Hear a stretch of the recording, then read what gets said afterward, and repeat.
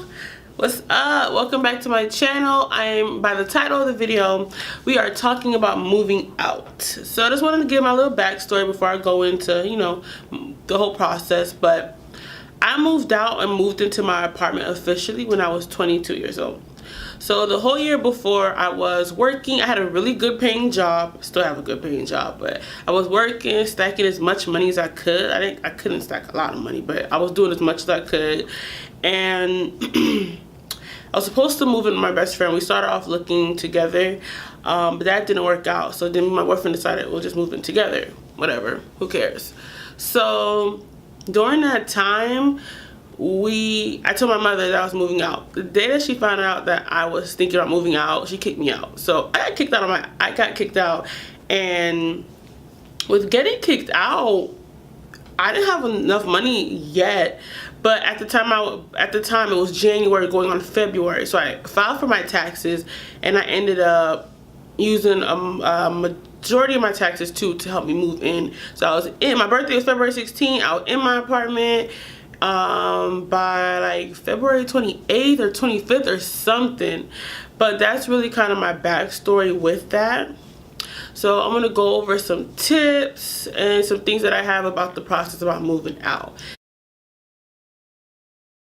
Let's talk about price. Pricing is so important when you are looking for an apartment. Do not try to keep up with Broward. Do not try to keep up with the Joneses. For any of you guys who are not watching, I am from South Florida. That is around the Miami, West Palm Beach area. We're like right in the middle.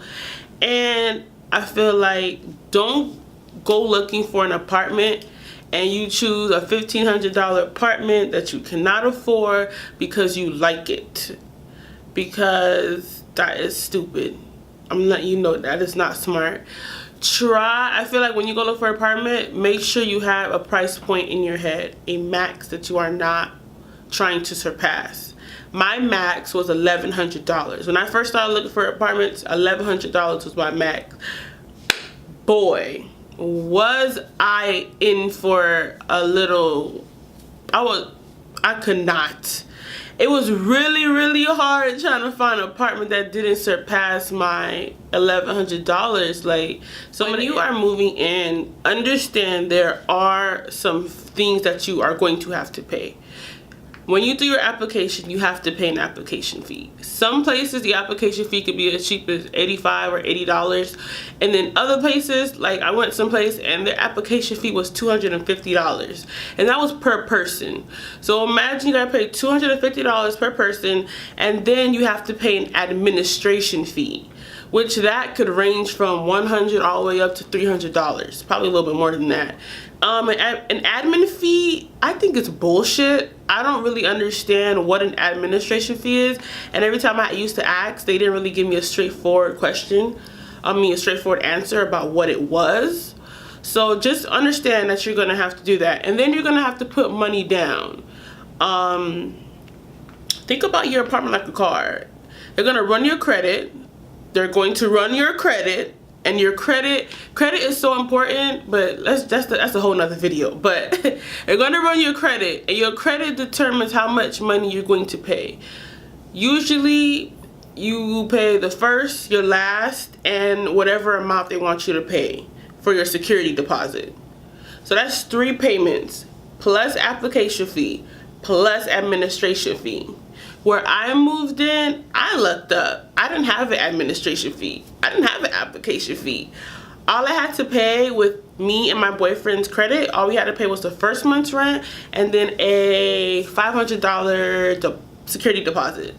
So that wasn't bad. So all we had to pay was $11.95 and then $500. So it wasn't that bad to move in, and I was really happy with that. But when it comes to price points in South Florida, I would say, like, if the cheapest apartment that I'll say you could find is probably like $750. You probably might be in the hood. And look, don't have no shame about where you live. If you live in the hood, do not be ashamed, because at the end of the day, there's other people who live with their parents, and you out here living on your own, and you gotta get what you can afford. And then I found apartments that were so expensive that went up to almost $2,000 a month. So you just gotta really know what you want, know what's your price point, and you gotta be firm on your price point. But understand that sometimes your price point you can't find. Like, I end up having to settle. My apartment that I chose was $11.95 or $11.85. Here are a few tips to moving out. Before you move out, try to save some money. That is going to be the hardest thing. Try to save some money, and if you can't save money, the best time to move, I would say, is when you have your tax money, because you have a lump sum of money you're ready to use. Do not, I repeat, do not be ashamed to use your tax money. Fuck whoever talking shit. At the end of the day, that goes for even if you gotta buy a car. Use that tax money, because baby, the government gave you that money. That is your money, and you do what you want with that money. And don't give a fuck what anybody gotta say. It's yours. Another tip is furniture. That is going to be one of the hardest things when it comes to getting an apartment, is furniture. People don't think about it, but furniture is so expensive. The chair that I am sitting on behind me cost, I think it was $400 or $450. This is a lavish purchase, but my bed set was about $800. The best thing I would say in terms of trying to get furniture, and you can't afford it, or you don't have all that money on hand, try to find one of those places that let you pick out a furniture and you pay monthly. And there's places that do that, and they don't do credit check. If you are in South Florida, you could try Coco's Furniture in Miami. That is where I got a lot of my furniture. There wasn't any credit check. They just go off of your payment, your how much you get paid for your checks. So they do it that way. Every time you get paid, they take like $40 out or $30 out, and you just got yourself a bedroom set and a living room set. So I think that's easy. And I know, like, there's other people, like someone I know who does Rent-A-Center, where they rent their furniture. You could do that too. I personally don't really like that.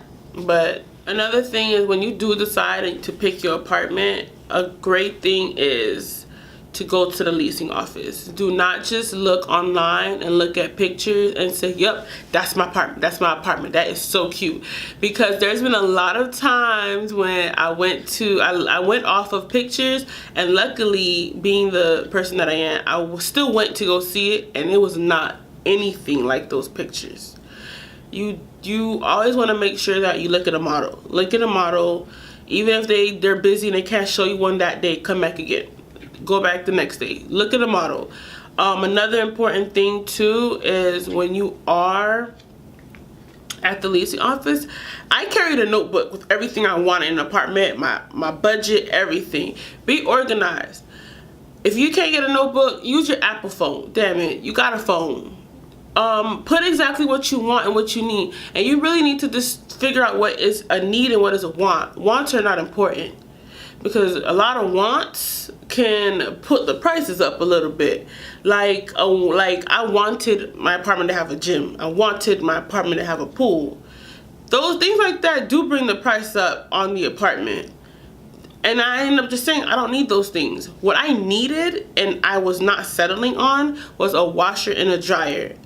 I told myself I wanted a washer and dryer, and if the apartment did not have it, I was not gonna have it. Oh, and no carpet.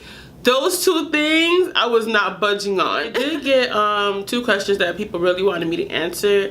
The first question is, should I move in with my man or my girlfriend? So this question is real hard, because it's really dependent on you and how much you trust that person. Personally, I would say do not move in with nobody. If you can move in by yourself, do it. If you need that second income to help you pay for your apartment, then deal with it. But understand that you are putting the other half of your rent, where you stay, your shelter, in the hands of someone else. So whoever you do decide to move in with, you need to make sure they are responsible, that they will pay their half of the rent, and that they not gonna fuck you over and leave and not give a fuck. And make sure when you choose that person, both of y'all names is on that lease, not just yours, both. Moving in with my boyfriend, I was young, so I did it, but looking back, I probably wouldn't do it ever again. Because you don't know what happens. With me and my ex-boyfriend is a very good example of what happened. And shit didn't work out, and he just stopped paying his rent, and he left. And I'm gonna be real with you, I didn't think that could happen. I didn't think it was gonna fly me out, but as women, we don't think about that. So as a man too, there's bum chicks out here. Think before you just move out, because it's two of y'all. Second question was, should you move in with your best friend? Look, that's your homie, that's your best friend. If you trust them, like I said, it still applies. If you trust your best friend and you know she not gonna fly you out or he not gonna do you like that, move in. But once again, me personally, going through what I went through with my ex, don't trust nobody. Another good tip when you moving out, look for income-based apartments. I know what you're thinking. They might be all in the hood. Let me tell you, they're not all in the hood. There are some really nice income-based apartments, and the great thing is, like, they're not expensive. Like, you can probably get a 3-bedroom apartment for about $11.95 in an income-based apartment. You can look in any city, just Google it. If you're in South Florida, there's a few. Like, if you really want me to help you and send you a few, I can. There was one that I was looking for. The 1-bedroom was like $800. It was really nice. It was on Dixie. It was very, very nice. Understand though, income-based apartments, everybody wants them, so they're not going to come easy. Sometimes there's a 6-month wait. Sometimes there's a year. The one that I really wanted was a 2-year wait. So what I suggest, if you're thinking about moving out, let's say you're like 18 or 19 and you really want to move out, you're in a bad predicament, I would suggest call around, and if they tell you there's a 6-month wait or a year wait, tell them to put you on the waiting list, and then they'll call you eventually. Remember, when you pick your apartment, the apartment could cost, like mine's, $11.75, and you still have other things to pay for. Always think about your water bill, if that apartment has water. The current apartment that I am now, I do pay for water, which I hate. The apartment that I lived in before, I did not pay for water. Everything else is included. So you can pay for water, your light bill. Some places have valet trash, and some places have maintenance fee. So think about all these when you're looking at the price. So don't be happy because you see an $1,100 price tag, but then you gotta pay for water, and you gotta think about your light bill, your cable. And for my cable, I pay about $140 for Comcast. I'm paying a grip. Out of all my bills, my cable and internet bill is the most expensive. So you move in. Great. Let's talk about what happens after you move in. When you move in, look around. That's a very important thing.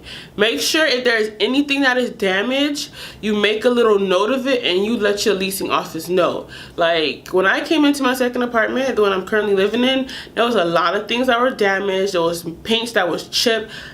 I wrote down and I sent all of that down, because you don't want to lose your security deposit. After you move out, if something happens and you didn't tell them ahead of time, they're going to dock your security deposit, and you want all your coins back, every single dime. Because one thing I will say, when you move out, they're very stingy with giving you your security deposit. Very, very stingy. They do not want to give you your money. So that's really important. Another thing is, when you move in, rent. You signed off either with yourself or with whoever you're moving into that you are going to pay your rent every month on the 1st. Things happen. If you cannot pay on the 1st, most apartments give you to the 4th, some give you into the 5th. My last apartment was very lenient. Like at one point I missed a whole month. Like I said, moving in with my boyfriend was hard. Like he ended up not trying to pay his rent. I had to like struggle to pay the rent by myself, so I was behind. I never got an eviction notice, thank God. And that's why I said, like, with that situation, God was on my side. But certain other apartments are not like that. They are on your ass. So you chose an apartment, you chose to pay that rent, and you gotta pay it. Do not get an eviction. Do whatever you have to do to make sure you do not get an eviction. Like, if you gotta work 2 jobs, if you gotta Uber Eats, if you gotta Postmates, if you gotta Lyft, regular Uber, 2 jobs, school, work, strip, do what you gotta do. Do not get an eviction. I don't know how other states work, but in Florida, if you get an eviction, it is very hard to get another apartment. It is so difficult because an eviction stays on you. It's like if you get a repo, that motherfucker sticks on you. Like, and then like, you gotta think about it. Let's say you get an eviction. You move on somewhere else, and they see that you got an eviction. Why the fuck they gonna trust your ass to pay their rent if you couldn't pay the rent before? And they don't care about your sob story. They just won't rent. 9 times out of 10 there's a late fee. And communicate with the leasing's office. If you are gonna be late, let them know. Like, if you let them know, 9 times out of 10 they'll be like, okay, they'll let it slide. You just have to pay your late fee. My late fee currently is $150. Before, at my old apartment, it was like $200 for my late fee. So it varies. Just be on top. I tried to hit almost everything that was very important when it comes to moving out. If I could go back when I was 21 and was thinking about moving out, I would still move out. Even though I went through a lot when I first moved out, I'd still do it. I tried to hit everything like I said. If you guys have any other questions, concerns, and if you live in South Florida and you need a little help or some guidance, you could always hit me up and I will help you. I have no problem. My Instagram, Snapchat, everything is down there. Even my email if you have any questions, or if you want more, if you guys have more questions for me, want me to hit and go into detail with, I can make a second video and go into detail with all that stuff. So leave everything in a comment. Thank you for watching. Like, comment, subscribe, and see y'all in my next video.